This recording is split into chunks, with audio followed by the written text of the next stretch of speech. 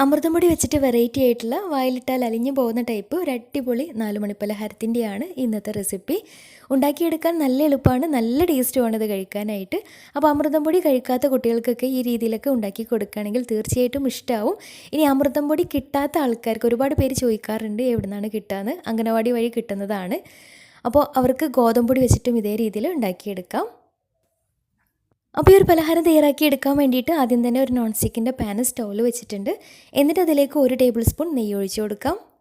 നെയ്യ് നന്നായിട്ട് ചൂടായിട്ട് വന്നാൽ ഇനി ഇതിലേക്ക് 1 കപ്പ് അളവിൽ അമൃതം പൊടി ചേർത്ത് കൊടുക്കാം. ഇനി ഒരു മീഡിയം ഫ്ലെയിമിലിട്ടിട്ട് ഇത് നന്നായിട്ടൊന്ന് വറുത്തെടുക്കാം. കൈയെടുക്കാതെ തന്നെ മീഡിയം ഫ്ലെയിമിലിട്ടിട്ട് നന്നായിട്ട് തന്നെ വറുത്തെടുക്കാം. നന്നായിട്ട് ചൂടായിട്ട് ചെറുതായിട്ടൊന്ന് കളറ് മാറി കിട്ടണം, അത്രയും വരെ വറുത്തെടുക്കാം. അപ്പോൾ അമൃതം പൊടി നന്നായിട്ട് വറവായത് കിട്ടിയാൽ ഇനി വേറൊരു ബൗളിലേക്ക് മാറ്റിയതിന് ശേഷം ഇതേ പാനിലേക്ക് തന്നെ 1/4 കപ്പ് അളവിൽ അവിൽ ചേർത്ത് കൊടുക്കാം. 1/4 കപ്പാണ് അവിൽ ചേർത്ത് കൊടുത്തിട്ടുള്ളത്. ഇനി ഇതും കൂടെ ഈ ഒരു ഫ്ലെയിമിലിട്ടിട്ട് നന്നായിട്ട് വറുത്തെടുക്കാം. അവിൽ വറുത്തെടുക്കുന്ന സമയത്ത് ഇതിലേക്ക് ഒരു 1/4 കപ്പ് തേങ്ങ ചിരകിയത് കൂടെ ചേർത്ത് കൊടുക്കുന്നുണ്ട്. അപ്പോൾ രണ്ടും കൂടെ നന്നായിട്ട് തന്നെ വറുത്തെടുക്കാം. അപ്പോൾ തേങ്ങയും അവിലും ഒന്ന് നന്നായിട്ട് ഡ്രൈ ആയിട്ട് വരണം. അപ്പോൾ അവിലും തേങ്ങയൊക്കെ നന്നായിട്ട് വറവായിട്ട് നന്നായിട്ട് ഡ്രൈ ആയിട്ട് കിട്ടിയാൽ ഇനി ഫ്ലെയിം ഓഫ് ചെയ്യാം. ഇനി അവിലും തേങ്ങയും കൂടെ ഒരു മിക്സിയുടെ ജാറിലേക്ക് ഇട്ട് കൊടുക്കാം. കൂടെ തന്നെ നേരത്തെ വറുത്ത് മാറ്റി വെച്ചിട്ടുണ്ടായിരുന്ന അമൃതം പൊടി കൂടെ ചേർത്തിട്ട് നന്നായിട്ടൊന്ന് പൊടിച്ചെടുക്കാം. ഒരുപാട് നല്ല ഫൈനായിട്ട് പൊടിച്ചെടുക്കേണ്ട ആവശ്യമില്ല. ചെറിയൊരു തരി ഉണ്ടായാലും കുഴപ്പമൊന്നുമില്ല. അപ്പോൾ ചെറിയൊരു തരിയോട് കൂടി പൊടിച്ചെടുത്താൽ മതിയാവും. അപ്പോൾ ഇതാ ഈ ഒരു രീതിയിലാണ് പൊടിച്ചെടുത്തിട്ടുള്ളത്. ഇനി ഒരു പാനിലേക്ക് 1/2 കപ്പ് അളവിൽ ശർക്കരപ്പൊടി ചേർത്ത് കൊടുക്കാം. ഒരുപാട് നല്ല മധുരമില്ലാത്ത ശർക്കരപ്പൊടിയാണ് കേട്ടോ. അപ്പോൾ നല്ല മധുരമുള്ള പൊടിയാണെന്നുണ്ടെങ്കിൽ 1/4 കപ്പ് തന്നെ, ഒരു 1/4 കപ്പിന് മുകളിലായിട്ട് എടുത്താൽ മതിയാവും. എന്നിട്ട് ഇതിലേക്ക് 1 കപ്പ് അളവിൽ വെള്ളം കൂടെ ചേർത്ത് നന്നായിട്ട് തിളപ്പിച്ച് ഒന്ന് മെൽറ്റാക്കി എടുക്കാം. മെൽറ്റാക്കി എടുക്കുന്ന സമയത്ത് ഇതിലേക്ക് ഒരു പിഞ്ചളവിൽ ഉപ്പും കൂടെ ചേർത്ത് കൊടുക്കുന്നുണ്ട്, മധുരം ഒന്ന് ബാലൻസ് ചെയ്തെടുക്കാൻ വേണ്ടിയിട്ട്. കൂടെ തന്നെ നല്ലൊരു ഫ്ലേവറിന് വേണ്ടിയിട്ട് 1/4 ടീസ്പൂൺ ഏലക്കാപ്പൊടി കൂടെ ചേർത്ത് നന്നായിട്ടൊന്ന് തിളപ്പിച്ചെടുക്കാം. അപ്പോൾ ശർക്കരയൊക്കെ നന്നായിട്ട് മെൽറ്റായിട്ട് കിട്ടിയാൽ ഇനി ഇതിലേക്ക് നേരത്തെ പൊടിച്ച് മാറ്റി വെച്ചിട്ടുണ്ടായിരുന്ന ആ ഒരു മിക്സും കൂടെ ചേർത്ത് നന്നായിട്ട് ഇളക്കിയിട്ട് ഒന്ന് കുറുക്കിയെടുക്കണം. അപ്പോൾ ഒരു മീഡിയം ഫ്ലെയിമിൽ ഇട്ടിട്ട് തന്നെ ചെയ്തെടുക്കുക. പെട്ടെന്ന് കുറുകിയിട്ട് കിട്ടും കേട്ടോ. പിന്നെ ശ്രദ്ധിക്കേണ്ട ഒരു കാര്യം, കല്ലും മണ്ണൊക്കെ ഉള്ള ശർക്കരയാണെന്നുണ്ടെങ്കിൽ ഒന്ന് അരിച്ചിട്ട് എടുക്കുക കേട്ടോ ശർക്കരപ്പാനി. അപ്പോൾ ഇതിൽ കല്ലും മണ്ണൊന്നും ഇല്ലാത്ത ശർക്കര, നല്ല ക്ലീൻ ആയിട്ടുള്ള ശർക്കരപ്പാനി ആയത് കാരണം ഞാനിപ്പോൾ അരിച്ചെടുത്തിട്ടില്ല. ഇനി ഇവയെല്ലാം കൂടെ നന്നായിട്ട് മിക്സ് ആക്കിയിട്ട് ഒരു മീഡിയം ഫ്ലെയിമിൽ ഇട്ടിട്ട് നന്നായിട്ടൊന്ന് കുറുക്കിയെടുക്കണം.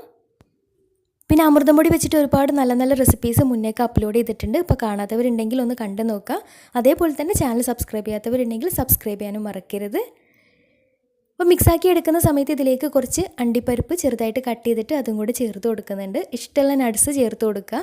കടല ഉണ്ടെങ്കിൽ കടല ചേർത്ത് കൊടുക്കാം. നിങ്ങൾക്ക് വേണമെന്നുണ്ടെങ്കിൽ റോസ്റ്റ് ആക്കിയിട്ട് ഈ അണ്ടിപ്പരിപ്പ് ഒന്ന് റോസ്റ്റ് ആക്കിയിട്ട് ചേർത്ത് കൊടുത്താലും മതിയാവും.